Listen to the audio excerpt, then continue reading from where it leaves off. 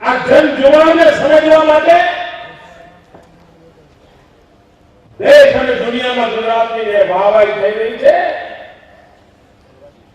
એ વાહવાહીના સાથને સમજવાની જરૂર પડતી છે અને તેના સાથ તમે સમજી શકો આ બાબતને સમજવી તમારા માટે મુશ્કેલ કામ છે.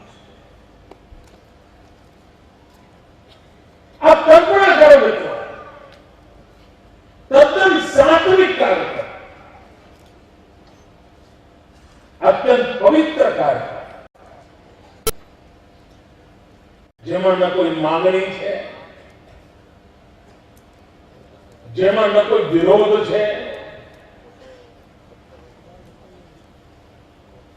ન જેમાં લોકોની લાગણીઓ ઉશ્કેરીને કોઈ નવા આંદોલનના મંડાણ કરવાના છે, આવું કશું જ નથી. શુદ્ધ સાત્વિક પ્રેમની વાત છે, લાગણીના બંધનની વાત છે અને તે પણ કીર્તનકાર, કથાકાર, સાહિત્યકાર, સંગીતકાર, સંતો, મહંતો, ઋષિઓ, આચાર્યો એમના દ્વારા નહીં, સીધે સાદા રાજકારણમાં ઉભેલા લોકોના માધ્યમથી અને છતાંય આવો જન જુવાળ ઉમટે એને રાજકીય ચશ્માથી સમજવો અઘરો પડે. એ કઠિન કામ છે અને એટલે ઘણા પ્રશ્ન થાય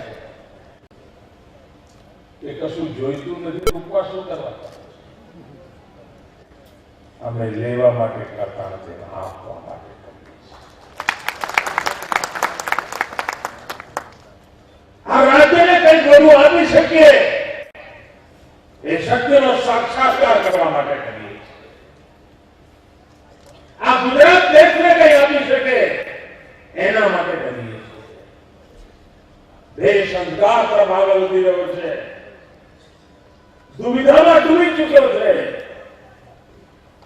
દિશાહીન થઈ ચૂક્યો છે, ત્યારે ક્યાં એક એવો જ્યોતિપુંજ પ્રકાશનો અમારો પ્રયાસ છે કે જેથી કરીને દેશને બચવા માટે કોઈ ઈચ્છા હોય તો ગુજરાતમાંથી કઈ શીખી શકે અને એના માટેનો આયોજન યાદ હોય.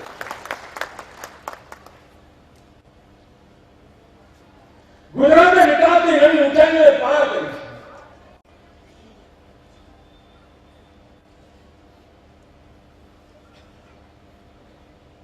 ભાઈઓ બહેનો, કોઈને અગરબત્તી ગમે કે ન ગમે, અગરબત્તી પ્રગટાવો એટલે સુગંધ આવ્યા વિના રહે જ નહીં. જેમને ન ફાવતું એ પોતાના નાક પર ઊંચ મારી દે.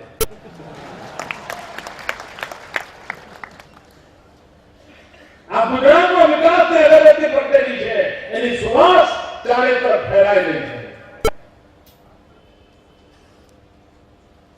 અને સામાન્ય વિકાસ હોત તો વાત ન થતી હોત. પહેલા રોડ બનતા હતા, પહેલા કોઈ સરકારે 5 કિલોમીટર બનાવ્યા હોય ને આ સરકાર 10 કિલોમીટર બનાવે તો વાહવાહી ન થઈ હોય. પહેલા કોઈ 5000 ડંકીઓ કરાવતું તો આ સરકારે 7000 ડંકીઓ કરાવી હોત તો લોકો વાત ન કરતા.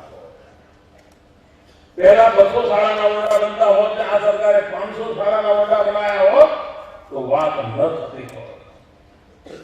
આ ચર્ચા એટલા માટે નથી કે ભૂતકાળની સરકારો કરતા વધારે કામ કર્યું છે. આ સરકારની ચર્ચા એટલા માટે પણ નથી કે ભૂતકાળની સરકાર કરતા સારું કામ કર્યું છે. એટલા માટે પણ પહેલાના રોડ 12 મહિને તૂટતા હતા, હવેના રોડ તૂટતા નથી. પહેલા સરકાર વાત કરતી હતી થતું તો નહોતું, ગેરંટી નહોતી, હવે વાત કરો તો થાય છે. સારા પ્રાણને કારણે પણ થાય છે, એવો પણ મારો મત છે. ભાઈઓ બહેનો, ગુજરાતે વિકાસના આખા વિચારને જ બદલી નાખ્યો છે. જે પહેલા આપણે ધારા ધોરણમાં નહોતું, આપણે વિચાર નહોતો. ભૂતકાળ ભૂતકાળની અંદર ગુજરાતમાં વિકાસની વાત થતી એટલે શું થતું મિત્રો? મને સ્મરણ છે મિત્રો, આજથી 15-17-20 વર્ષ પહેલા કોંગ્રેસની જયારે સરકારો હતી તો સામાન્ય માનવી એ સરકારો પાસે માંગણી શું કરતો હતો? એ માંગણી એમ કરતો હતો કે સાહેબ આ ઉનાળામાં દુષ્કાળ આવે